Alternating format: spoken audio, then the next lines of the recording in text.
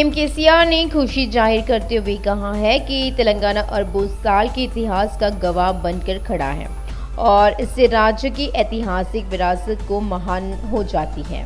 उन्होंने कहा कि यह गर्व की बात है कि लगभग 20 करोड़ वर्ष पूर्व तेलंगाना में जो ऐतिहासिक स्थल मिले हैं, इस दिशा में तेलंगाना के इतिहासकारों का प्रयास सराहनीय है। केसीआर ने यह भी कहा कि आने वाली पीढ़ियों को राज्य के इतिहास को बताने के लिए भारत जागृति संस्था द्वारा प्रकाशित तेलंगाना इतिहास पुस्तक का अनावरण केसीआर द्वारा राज्य के गठन दशक समारोह के दौरान साहित्य दिनोत्सव के अवसर पर किया गया। केसीआर ने यह भी कहा कि करीब 20 करोड़ साल तक चली सामाजिक परिस्थितियों, प्रशासन के तौर तरीकों और अतीत की विजन को समझेंगे तो आने वाले कल का रास्ता समझ आएगा।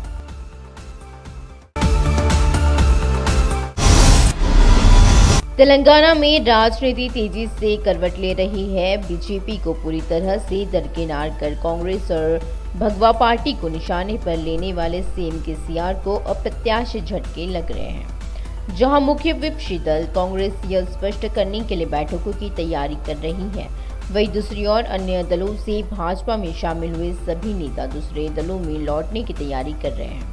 हैदराबाद में तेलंगाना भाजपा के नेता समाप्त हो गए हैं।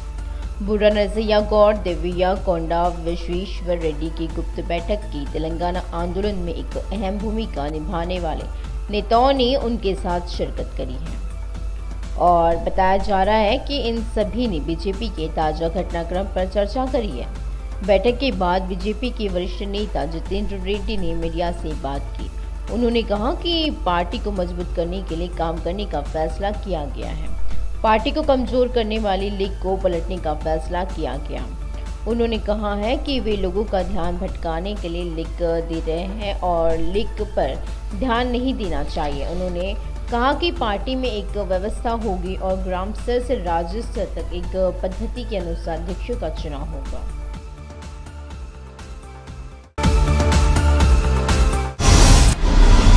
तेलंगाना की राजनीति में एक अहम घटनाक्रम हो रहे हैं। कांग्रेस पार्टी में शामिल होने की तैयारी कर रहे खम्मम में प्रमुख नेता पूर्व सांसद पोंगुलेटी श्रीनिवास रेड्डी और पूर्व मंत्री जुपल्ली कृष्ण राव सांसद कोमाटी रेड्डी से मुलाकात एक गर्म विषय बन गया है। जुबली हिल्स में कोमाटी रेड्डी के आवास पर पोंगुलेटी और जुपल्ली की मुलाकात हुई। इसी बैठक में विधायक श्रीधर बाबू भी शामिल हुए हैं।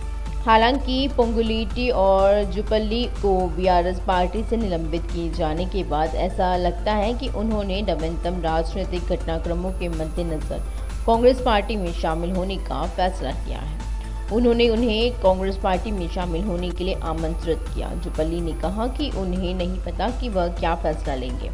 उन्होंने कहा है कि वह रोजाना कई महत्वपूर्ण नेताओं से बात कर रहे हैं। उन्होंने कहा कि शर्मिला के कांग्रेस पार्टी में शामिल होने की बात पता नहीं है। उन्होंने कहा कि दोबारा मिलने के लिए फोन कॉल आने के बाद पोंगुलेटी चले गए।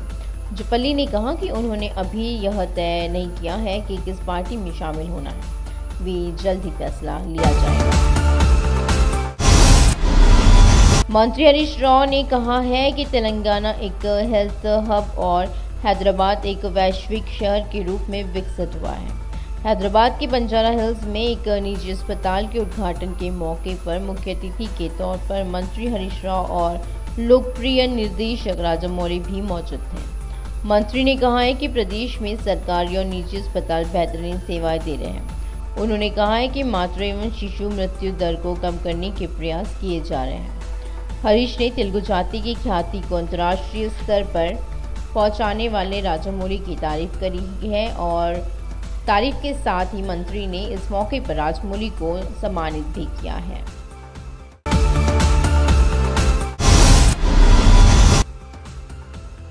मंत्री जगदीश रेड्डी ने आरोप लगाया कि जो 4 साल से नहीं दिखे वो अब सामने आ रहे हैं। जिन्हें कोरोना का डर है वो अब बाहर निकलकर बात कर रहे हैं। उन्होंने जिले में कई समस्या पैदा करने वालों की आलोचना करी। अब आवाज उठा रहे हैं। पदयात्रा के नाम पर वर्चस्व की मांग को लेकर कांग्रेस नेताओं की जमकर किरकिरी हुई।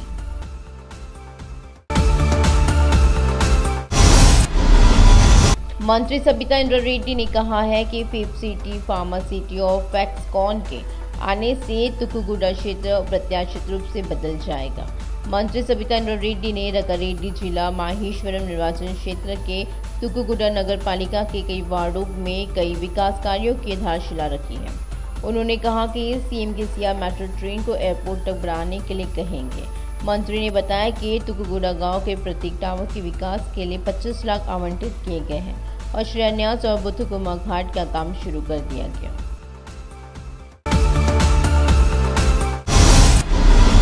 मंत्री तलसानी श्रीनिवास ने मुख्यमंत्री केसीआर को दिव्यांगों का स्वाभिमान बढ़ाने वाला महान व्यक्ति बताते हुए उनकी सराहना करी। उन्होंने विकलांगों के लिए 1,000 रुपए की पेंशन बढ़ाने के लिए केसीआर को धन्यवाद भी दिया है और इसी हद तक जलविहार में लगभग 4,000 विकलांग लोगों ने केसीआर के चित्र का दुग्धाभिषेक किया है और उन्होंने कहा कि आम राज्य में जो पेंशन 500 रुपये थी उसे तेलंगाना सत्ता में आने पर बढ़ाकर 1,500 रुपये कर दिया गया और जब वह दूसरी बार सत्ता में आए तो इसे बढ़ाकर 3,016 रुपये कर दिया गया।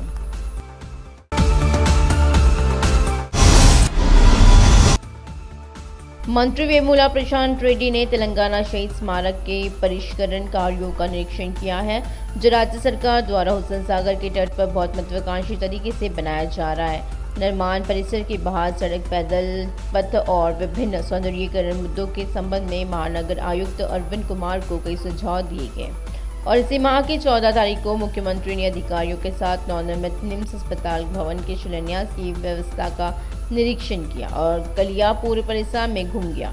अधिकारियों को कई निर्देश दिए हैं।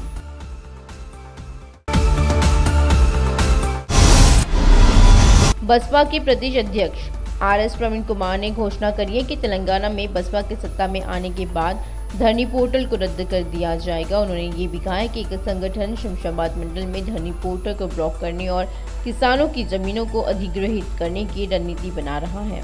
उन्होंने प्रभावित किसानों के साथ रंगारेड्डी जिले के घनसीमियागुडा शमशाबाद मंडल में पदयात्रा की है और संबंधित जमीनों का एक साथ निरीक्षण करने का आरोप लगाया। सत्ता में आने के बाद उन्होंने घोषणा करी कि कंपनी द्वारा कब्जा की गई जमीनें किसानों को वापस बांटी जाएगी। बीसी विधायक होने का दावा करने वाले प्रकाश गौड़ ने बीसी किसानों के मुंह में गंदगी डालने की आलोचना करी है।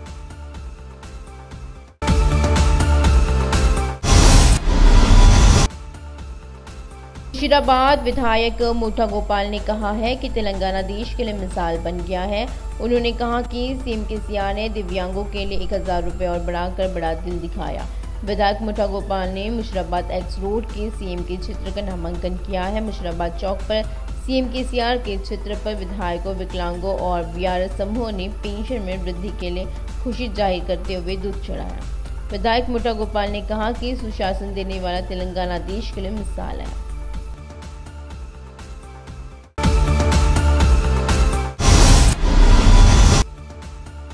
कांग्रेस नेता मल्लू रवि ने कहा है कि आज पंगुलेटी श्रीनिवास रेड्डी की ओर से एक महत्वपूर्ण घोषणा का अवसर है। मल्लू रवि की मुलाकात बीआरएस एमएलसी दामोदर रेड्डी, जुपल्ली कृष्णराव और अन्य ने की थी। उन्होंने ये भी कहा कि चर्चा राजनीतिक पुनर्मिलन के हिस्से के रूप में आयोजित की गई थी। उन्होंने कहा है कि वह नगर कर्नूल में नागम जनार्दन रेड्डी से भी चर्चा करेंगे। जनारेड्डी उनसे पहले ही चर्चा कर चुके हैं। उन्होंने कहा कि उन्होंने जुपल्ली से भी इस बारे में चर्चा की थी। उन्होंने कहा है कि कांग्रेस पार्टी के पास उम्मीदवारों की कोई कमी नहीं है।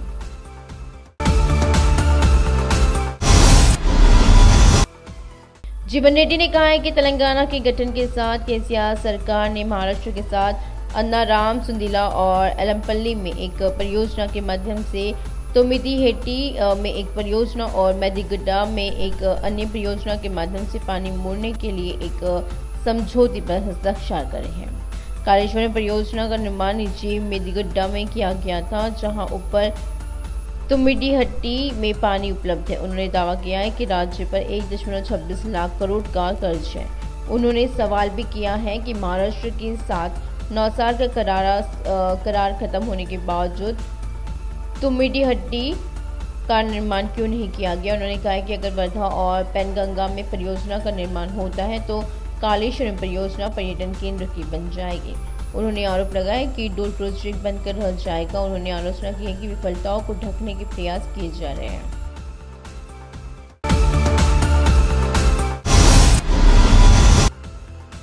तेलंगाना राज्य आपस संयोजक डॉक्टर दीदी सुधाकर ने विनाशकारी अध्यादेशों से राष्ट्रीय एकता को कमजोर करने के लिए भाजपा सरकार की आलोचना करी है। तेलंगाना आप के संयोजक दीदी सुधाकर ने भाजपा पर लोकतांत्रिक रूप से चुनी हुई सरकारों की शक्तियों को हड़पने के लिए साठगांठ वाली राजनीति करने का आरोप लगाया। उन्होंने रोष व्यक्त करते हुए कहा कि मोदी सरकार असंवैधानिक अध्यादेश लाकर सत्ता का दुरुपयोग कर रही है। सर्वोच्च न्यायालय द्वारा 11 मई को दिए गए फैसले को रौंद रही है। राष्ट्रीय राजधानी में सिविल सेवकों का अधिकार दिल्ली सरकार को सौंप रही है। दिल्ली की आप सरकार के खिलाफ लाए गए अध्यादेशों को वापस लेते हुए सुप्रीम कोर्ट के फैसले को लागू करने की मांग, टैंक बंद और अम्बेडकर प्रतिमा पर विशाल प्रदर्शन किया गया। उन्होंने अत्याचारी मोदी सरकार को खत्म करने के नारे लगाए हैं।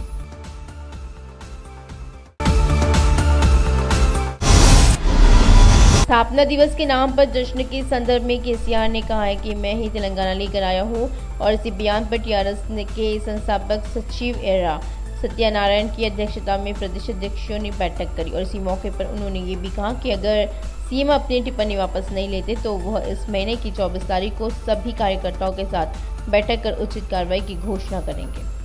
1956, 1969 और 1996 के आंदोलनों में केसीआर की भूमिका शून्य थी। उन्होंने कहा कि उन्होंने न केवल तेलंगाना के लिए बल्कि राजनीति के लिए भी काम किया।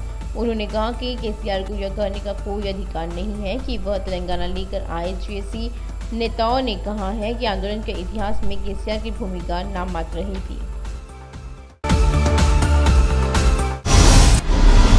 रंगारेड्डी जिले के मिरपेट थाना क्षेत्र के बालापुर चौरस्ता स्थित एक निजी कॉलेज में ग्रुप 1 की परीक्षा में घमाघमी हो गई। परीक्षा समय से आधा घंटा पहले उत्तर पुस्तिकाएं ले लिए जाने से को लेकर 40 परीक्षार्थियों ने कॉलेज के सामने विरोध प्रदर्शन किया। सूचना मिलने पर पुलिस कॉलेज पहुंची और अभ्यर्थी को सूचना दी, छात्रों को शांत कराया और आंदोलन बंद कराया।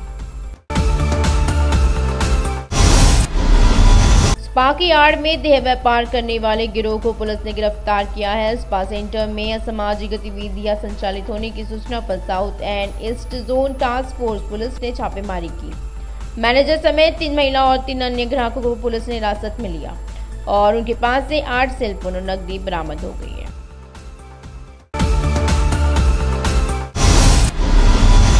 बेगम बाजार में भीषण आग लग गई। कराची बेकरी के पास एक गोदाम में आग लग गई। आग विकराल रूप से लेते देख स्थानीय लोगों के अफरा तफरी मच गई। सूचना मिलने पर दमकल कर्मी मौके पर पहुंचे और आग बुझाई। पुलिस ने मामला दर्ज कर लिया और आग लगने के कारणों की जांच कर रही है।